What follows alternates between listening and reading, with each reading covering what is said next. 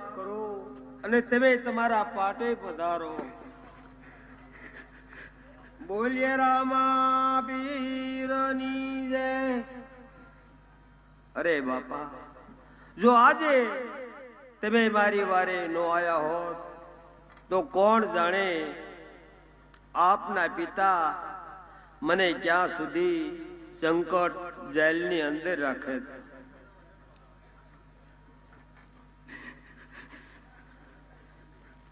દરજી, તારે જેલમાં પુરાવાનું કારણ તો છે.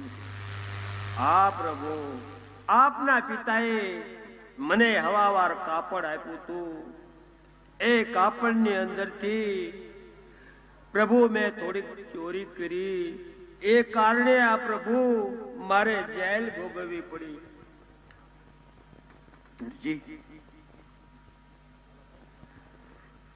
ખાવા વાળા મનુષ્ય કેટલા આવે છે તો તારે આવી ચોરી કરવી પડી. દરજી, અરે પ્રભુ, મારા ઘરની અંદર અમે નાના મોટા 12 જણ ખાવા વાળા છીએ પ્રભુ. 12 જણા. દરજી, મને 12 જણા તું મને ઘણી બતાવી. હા